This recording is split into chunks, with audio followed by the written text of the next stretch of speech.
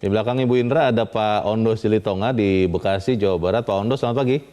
Selamat pagi Bung Leo, selamat pagi Bung Jaka. Selamat pagi Pak Ondo. Bagaimana Pak pendapat Anda? Silakan Pak. Iya, sebenarnya kita katakan dia buron. Kalau menurut saya mungkin dia belum buron, tapi masih koordinasi dengan orang-orang besar yang di belakangnya. Atau menata hartanya agar tidak masuk terhadap pencucian uang. Setahu saya ada tim strategi nasional pencegahan korupsi, yaitu Stranas PK. Masih ibarat ayak suara tanpa rupa, artinya terdengar tapi belum optimal. Kenapa? Karena korupsi masih banyak-banyak juga di Indonesia ini. Atau mungkin juga karena hukumannya rendah sehingga tidak berdampak menjerahkan. Buktinya Mardani ini diduga menerima suap hampir 104,3 miliar. Kok bisa lari? Harusnya sudah diawasi sejak dia ditetapkan atau diduga sebagai calon tersangka. Saat ini berarti ada 2 DPO dari Partai Merah. Sebelumnya itu Harun Masiku yang sampai kini hilang berbekas. Korupsi itu adalah extraordinary crime loh Mas Rio, tapi kenapa perlakuannya tidak ekstra gitu. Jadi jangan sampai ada kesan diberi kesempatan lari agar ada kerjaan mencari. Jangan berbaik hatilah kepada calon koruptor atau terduga koruptor. Kita menunggu, udah tangkap saja kalau memang sudah dinyatakan buron. Jadi saya menyarankan ini, hendaknya karena Mardani Maming ini mantan bendahara NU, kader PDI serta mantan ketua HIPMI, sebaiknya lembaga-lembaga itu menyarankan agar dia menyerahkan diri secepatnya. Jangan sampai ada pikiran orang dia sengaja dilarikan karena ada pikiran sengaja dilarikan untuk di proses pengadilan menyeret-nyeret nama-nama besar di belakangnya. Demikian, terima kasih.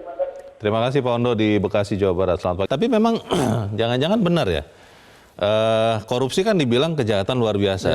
Kalau melihat hukumannya, dilihat prosesnya, dilihat terus-terusan ada yang korupsi, kelihatannya kita turunkan saja derajatnya jadi kejahatan biasa begitu, supaya kemudian tidak kemudian itu membuat orang banyak bertanya-tanya, katanya kejahatan luar biasa, tapi kok penanganannya lalu hukumannya biasa-biasa saja. Ini bagaimana Mas Jaka? Ya, saya pikir masyarakat paling tidak terwakili oleh 3 penelpon ya. Itu kan sudah betul-betul marah terhadap korupsi ya. Betul tadi misalnya Pak Ondo ya tidak ada hukuman yang bisa menghadirkan efek jera. Kalau kita lihat misalnya berkali-kali kita katakan ya rata-rata hukuman bagi koruptor itu masih sangat rendah. Dampak juga tadi saya menarik juga dari tadi Pak Ondo, itu organisasi-organisasi yang menaungi salah satunya Pak Mardani itu harus betul-betul punya sikap tegas.